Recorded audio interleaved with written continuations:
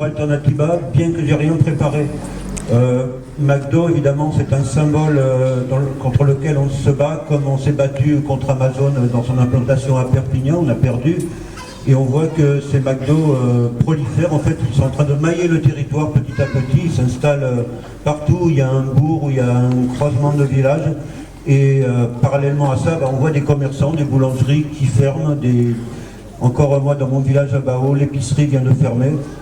En fait, cette dégradation du commerce local, il s'accompagne aussi de ces centres commerciaux où on retrouve toutes les marques, les Kentucky Fried Chicken, toutes les patentes américaines qui s'installent ici et qui effectivement échappent à l'impôt, mais en plus donc fait du travail précaire, c'est-à-dire du travail sous-payé, du travail à mi-temps, où ce n'est pas des travaux qui sont très valorisants, je vous l'avoue.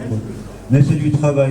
Alors quand la mairie donc dit oui, mais comment on peut lutter contre un McDo qui s'installe partout, en fait on ne peut pas résister. On a un exemple tout près de chez nous, à Toulouse, où le maire et le conseil municipal a refusé l'implantation d'un McDo. Donc c'est dans le pouvoir des maires de refuser aussi pour ne pas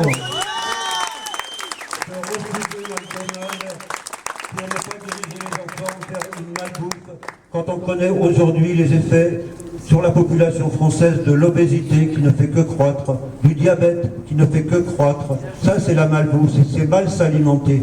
Le devoir des élus, c'est d'orienter les enfants vers une bonne alimentation, de mettre en place des cantines scolaires bio, avec des produits locaux, de faire non seulement une disponibilité de ces produits, mais d'aider l'agriculture paysanne locale. Ça, c'est une des missions des pouvoirs publics si on veut que les gens aient du travail sur place.